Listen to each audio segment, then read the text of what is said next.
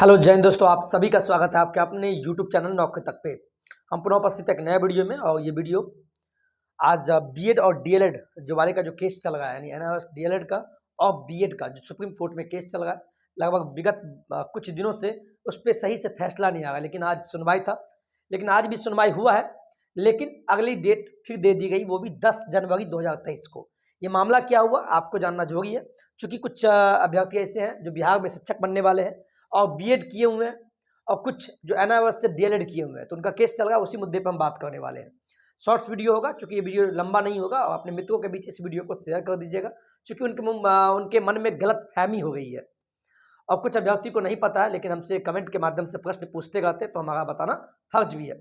तो supreme court में जो केस चल रहा था उसका आज सुनवाई हुआ था।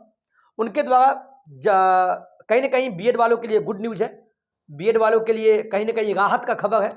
और उसी बीएड के आधार पे बिहार में भी छठे चरण में शिक्षक बने हैं, चूंकि 1 to 5 में भी शिक्षक बने हैं और 6 to 8 में तो एलिजिबल ही हैं। तो मामला है कि बीएड वाले को 1 to 5 में रखा जाए कि नहीं, यानी प्राथमिक में 1 to 5 में शिक्षक रखा जाए या नहीं, इसी पे केस हुआ था सुप्रीम कोर्ट में। उसी में सुप्रीम कोर्ट का बीएड पे जो फैसला आया है, तो जज बोले, जज साहब होते, उन्होंने साफ कह दिया जो भी कुछ होगा अब एनसीटीई बताएंगे। क्या बताएंगे? एनसीटीई पता है ना आपको? एनसीटीई एक संस्था है, वही आपको नियम बताती, वही नियम बनाती है शिक्षक कौन बनेंगे और कौन शिक्षक नहीं बनेंगे। यानी बीएड डीएलएड जो भी कुछ होता है वह केंद्र के द्वारा एक एनसीटीई, एक मान्यता प्राप्त एनसीटीई ही करवाती है। तो जज बोले अब एनसीटीई ही बताएगा बीएड योग्य होगा या नहीं, किसमें? 1 to 5 में। यानी जो डीएलएड वाले जो केस किए हुए थे उनका कहना था कि 1 to 5 से बीएड को निकाला जाए, तो इसी पे केस हुआ। तो अब जज साहब बोल रहे हैं कि नहीं, ठीक है, हम मान लिए, वो अपना पल्ला झाड़ दी जज साहब, और उन्होंने साफ कहा एनसीटीई को कि आप ही बताइए बीएड योग्य है या नहीं, यानी 1 to 5 में। तो इससे साफ जग जाहिर होता है किसी की एनसीटीई क्यों चाहेगा कि बीएड 1 to 5 में नहीं गए, वो तो चाहेगा ही।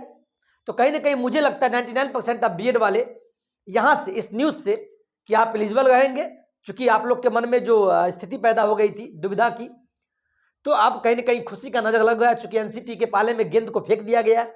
तो 99% आपको बीएड वाले को भी 1 to 5 में आप एलिजिबल ही रहेंगे, ठीक है। और इसका जो अगली सुनवाई दिया, अगली डेट जो है, अगली सुनवाई का जो डेट है 10 जनवरी 2023 को होगी, यानी अगले साल। यानी आज हो गया 14, लगभग आज से 28 दिन बाद लगभग आपका अगला डेट पर है, उस दिन आपका क्लियर हो जाएगा। और एनसीटी में अगर आप कॉल भी करते हैं, और मैं बता दूं अभी केवीएस का फॉर्म भरा रहा है, मैं तमाम अभ्यर्थी से बोलूंगा केवीएस का फॉर्म डालिए। जो भी बीएड किए हुए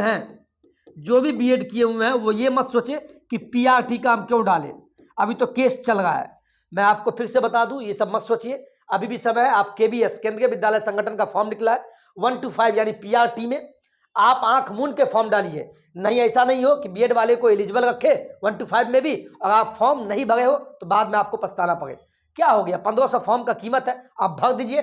ये मेरा एक सलाह आपको होगा, ठीक है।